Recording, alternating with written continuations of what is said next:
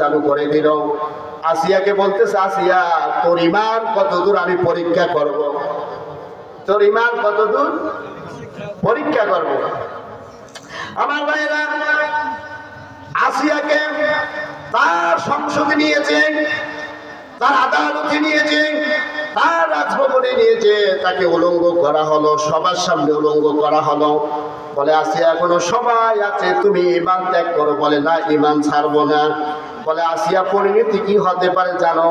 আমি তোমাকে বিভিন্ন রকমের শাস্তি দিতে দিতে মেরে ফেলবো। বলে মারতে পারো, জীবন যাবে তবুও ঈমান যাবে, জীবন যাবে তবুও ঈমান যাবে না। ফেরাউন শোনো, আমার ভাইরা শুনুন, তাফসীর ইবনে কাসিরের ভিতরে আছে হযরত আসিয়ার দুই হাতের ভিতরে বড় বড় ব্রেক মারা হয়েছে, দুই পায়ের ভিতরে বড় বড় ব্রেক মারা হয়েছে, ফিটকি দিয়ে রক্ত বের হচ্ছে।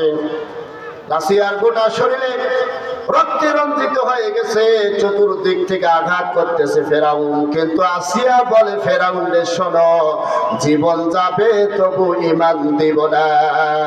ফেরাউন বলে আসিয়া রে, পড়েন, ফেরাউন বলে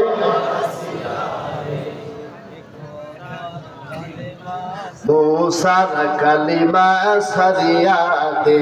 আসিয়া বলে ফেরাউন রে, জীবন যাবে শহীদ হব, মুসার কালিমা। কি বাবা জোরে বলেন, লা ইলাহা ইল্লাল্লাহ, আরো জোরে, লা ইলাহা।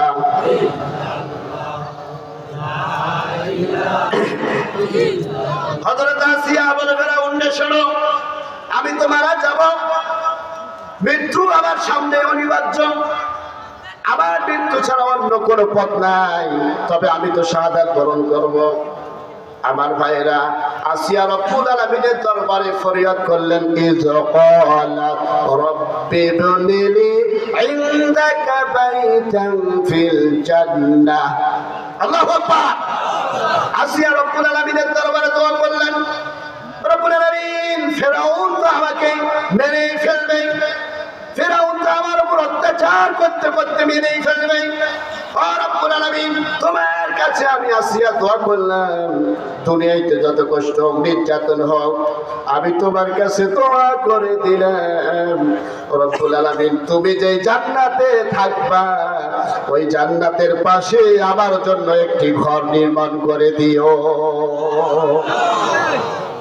আমার ভাইরা, আসিয়ার দোয়া কবুল হয়ে গেল।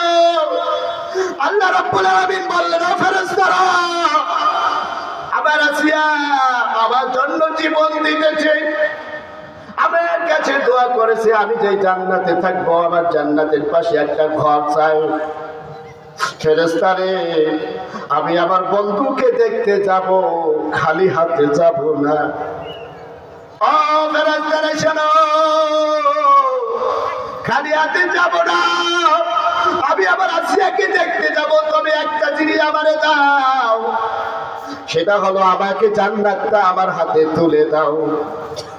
জান্নাতুল ফেরদাউস নিয়া আসিয়া চোখের সামনে যখন আমার রব চলে গেছে, আসিয়া আবার আল্লাহকে দেখে আর বলে, রব্বুল আলামিন, ফেরাউন যতই আমার উপর নির্যাতন করুক না কেন, আমার কোনো কষ্ট নাই। আসিয়া যখন জান্নাতটা চোখের সামনে যখন রব্বুল আলামিন তুলে ধরছে, তখন আসিয়া পড়ে, লা ইলাহা ইল্লাল্লাহ, আরো জোরে, লা ইলাহা ইল্লাল্লাহ। আমার ভাইরা, ফেরাউন এবং তার সংসদে যতগুলো লোক আছে সবাই বলে এটা অবাক কাণ্ড।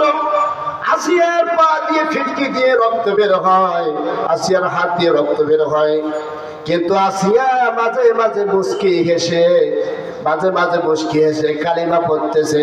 তারা অবাক লেগে গেল, এটা কেমন কথা, এটা কেমন কথা, দুই পা দিয়ে রক্ত বের হয়, হাত দিয়ে রক্ত বের হয়, তবুও কেন আসিয়া মাঝে মাঝে মুস্কি মুস্কি হাসতেছে। আসিয়া বলে, ফেরাউন রে শোনো,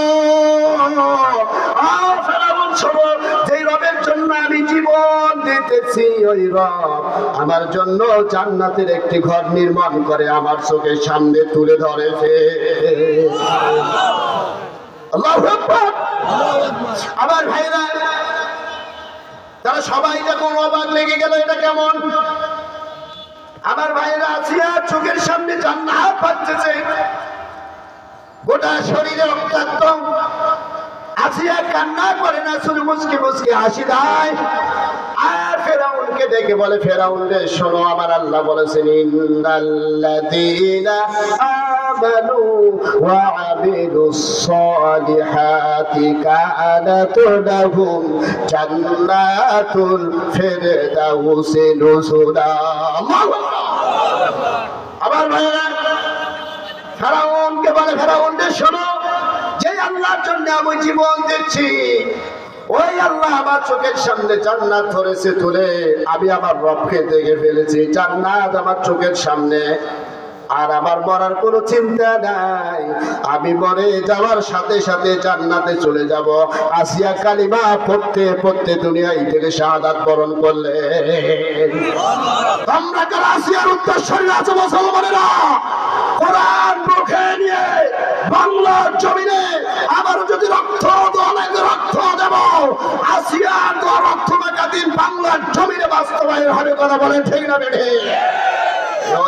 আল্লাহর বাংলাদেশ, শহীদ গাজীর বাংলাদেশ, রহম করো আল্লাহ, দয়া করো আল্লাহ। আমার ভাইরা,